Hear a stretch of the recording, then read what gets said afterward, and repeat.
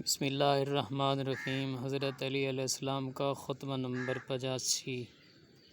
اللہ کے بندو، اللہ کو اپنے بندوں میں سب سے زیادہ وہ بندہ محبوب ہے جسے اس نے نفس کی خلاف ورزی کی قوت دی ہے، جس کا اندرونی لباس حزن اور بیرونی جامہ خوف ہے، یعنی انداز و ملال اسے چمٹا رہتا ہے اور خوف اس پر چھایا رہتا ہے۔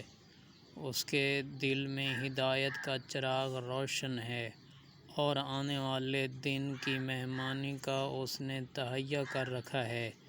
موت کو جو دور ہے اسے وہ قریب سمجھتا ہے اور سختیوں کو اپنے لیے آسان سمجھ لیا ہے۔ دیکھتا ہے تو بصیرت و معرفت حاصل کرتا ہے، اللہ کو یاد کرتا ہے تو عمل کرنے پر تل جاتا ہے۔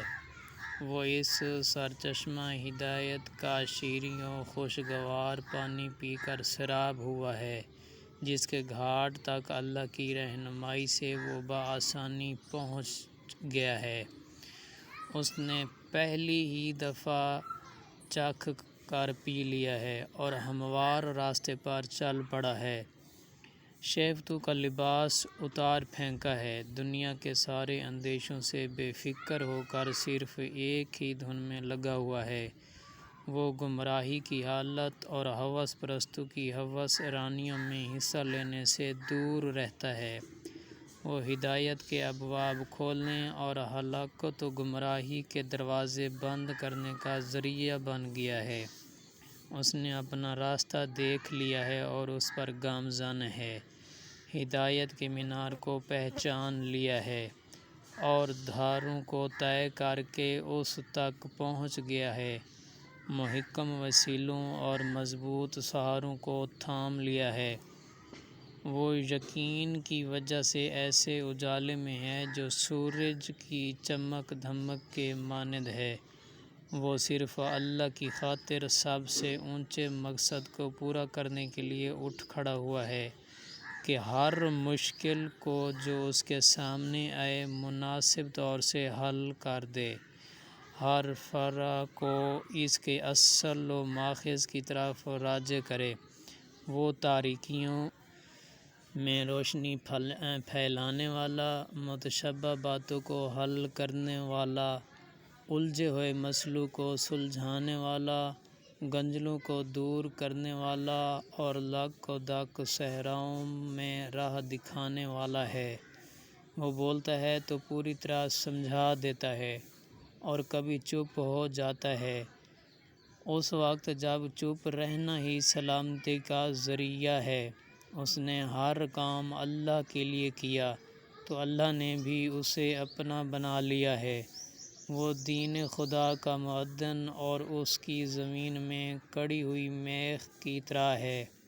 اس نے اپنے لیے عدل کو لازم کر لیا ہے، چنانچہ اس کے عدل کا پہلا قدم خواہشوں کو اپنے نفس سے دور رکھنا ہے۔ حق کو بیان کرتا ہے تو اس پر عمل بھی کرتا ہے۔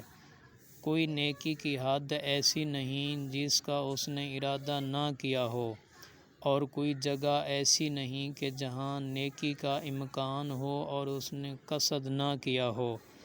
اس نے اپنی باغ ڈور قرآن کے ہاتھوں میں دے دی ہے، وہی اس کا رہبر اور وہی اس کا پیشوا ہے۔ جہاں اس کا بار گراں اترتا ہے وہیں اس کا سامان اترتا ہے، اور جہاں اس کی منزل ہوتی ہے وہیں یہ بھی اپنا پڑاؤ ڈالتا ہے۔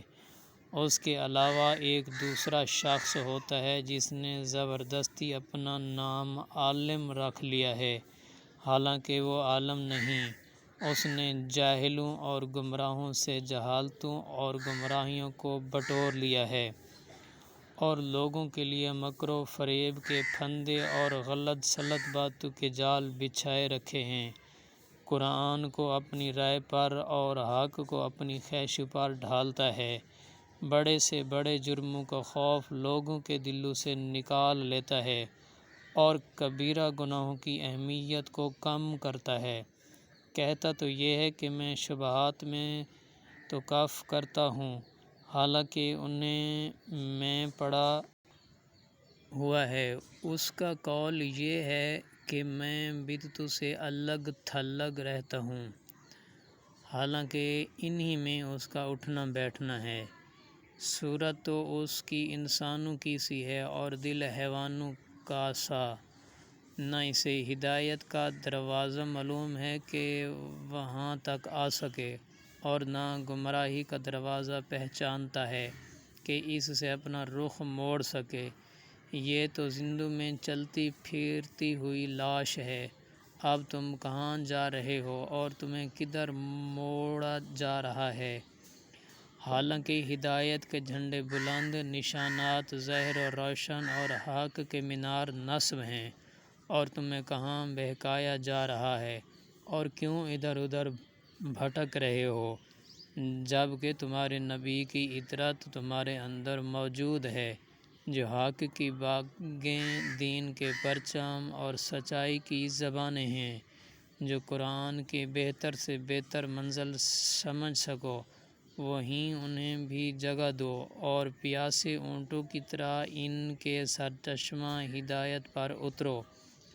اے لوگو، خاتم النبیین صلی اللہ علیہ وآلہ وسلم کے اس ارشاد کو سنو کہ انہوں نے فرمایا، ہم میں سے جو مر جاتا ہے وہ مردہ نہیں ہے، اور ہم میں سے جو بظاہر مر کر پوسیدہ ہو جاتا ہے وہ حقیقت میں کبھی پوسیدہ نہیں ہوتا۔ جو باتیں تم نہیں جانتے ان کے متعلق زبان سے کچھ نہ نکالو، اس لیے کہ حق کا بیشتر حصہ انہی چیزوں میں ہوتا ہے کہ جن سے تم بیگانہ و ناآشنا ہو۔ جس شخص کی تم پر حجت تمام ہو اور تمہاری کوئی حجت اس پر تمام نہ ہو، اسے معذور سمجھو، اور وہ میں ہوں۔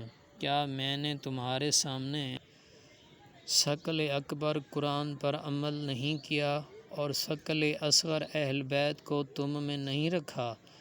میں نے تمہارے درمیان ایمان کا جھنڈا گاڑا، حلال و حرام کی حدیں بتائیں، اور اپنے عدل سے تمہیں عافیت کے جامے پہنائے، اور اپنے قول و عمل سے حسن سلوک کا فرش تمہارے لیے بچھا دیا، اور تم سے ہمیشہ پاکیزہ و اخلاق کے ساتھ پیش آیا، جس چیز کی گہرائیوں تک نگاہ نہ پہنچ سکے اور فکر کی جو لانیاں عاجز رہیں، اس میں اپنی رائے کو کار فرما نہ کرو۔ اسی خطبہ کا ایک جز بنی امیہ کے متعلق ہے۔ یہاں تک کہ گمان کرنے والے یہ گمان کرنے لگیں گے کہ بس اب دنیا بنی امیہ ہی کے دامن سے بندھی رہے گی اور انہیں ہی اپنے سارے فائدے بخشتی رہے گی، اور انہیں ہی اپنے صاف چشمہ پر سیراب ہونے کے لیے اتارتی رہے گی، اور اس امت کی گردن پر ان کی تلوار اور پشت پر ان کا تازیانہ ہمیشہ رہے گا۔ جو یہ خیال کرے گا غلط خیال کرے گا، بلکہ یہ تو زندگی کے مزوں میں سے چند شہد کے قطرے ہیں جنہیں کچھ دیر تک وہ چوسیں گے اور پھر سارے کا سارا تھوک دیں گے۔